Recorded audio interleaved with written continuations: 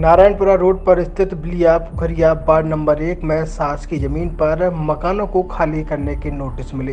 वार्डवासियों ने पट्टा दिलाने की मांग उठाई। पीड़ित वार्डवासियों का कहना है कि जब सास की जमीन पर मकान बनाए गए उस समय प्रशासन ने नहीं रोका और उन्हीं मकानों पर नगरपालिका द्वारा आवास भी दिए गए और बिजली बिल कनेक्शन और नगरपालिका द्वारा मकान टैक्स भी वसूला गया, लेकिन न आज तक सास की जमीन पर बने मकानों पर पट्टे मिले। और पीड़ित वार्डवासियों ने कहा कि शासकीय योजनाओं का लाभ पूरा दिया गया। जब सास की जमीन पर कब्जा कर रहे थे उस दौरान क्यों नहीं रोका गया।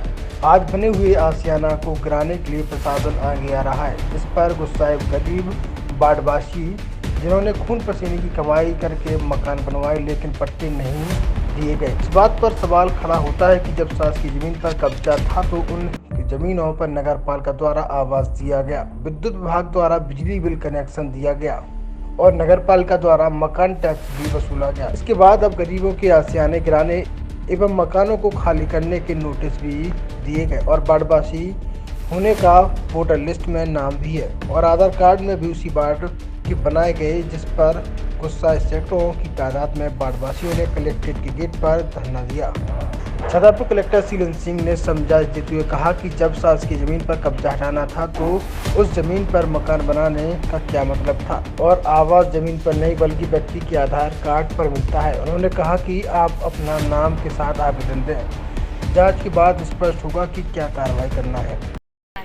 बिलिया पुखरिया नारायणपुरा रोड वार्ड नंबर 1। क्यों बैठे हैं आप लोग धरने पे? हम लोग न्याय के लिए बैठे, नोटिस भेजा रहा है घर गिराने के लिए। कितने मकान बने वहाँ पे? हमारे बने लगभग 200 मकान बने। आप लोगों के पास पट्टे वगैरह हैं क्या? नहीं। तो कैसे आप लोगों ने मकान बना लिए? हम लोग तो 30 साल से रह रहा, कुछ 30 से 15 से 10 से 20 से जोन जैसा वैसे रह रहा है। नगरपालिका को टैक्स दे रही हैं आप लोग? हाँ दे रहा है, बहुत से जन दे रहा है, चढ़े हैं मकान। आवास निकला है तुम लोगों का? हाँ निकला है, वहाँ पे आवास भी निकला। कितने परिवारों को निकला होगा? 5-6 आदमों की निकली। और बिजली कनेक्शन? बिजली कनेक्शन, रोड, नाली, हेडपम्प सब व्यवस्था है। ये है बिजली बिल। जब सरकारी जमीन पे आप लोग कब्जा किए हुए थे तो आप लोगों को कैसे ये सुविधाएं मिल गई? किसने दिया?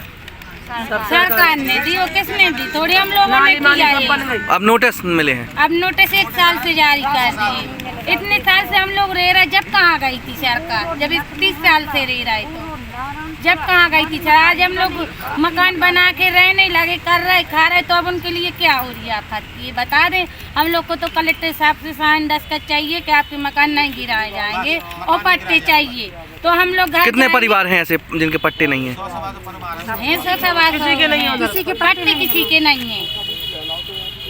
श्री डब्लू गोस्वामी, हम लोग सर जो नोटिस आ रहे हमारे मकान गिरने की और मकान के पहले भी नोटिस जारी हुए, तो हम लोगों ने पैसे भरे।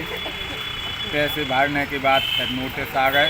तीसरा नोटिस है जी हमारे। कितने मकान बने?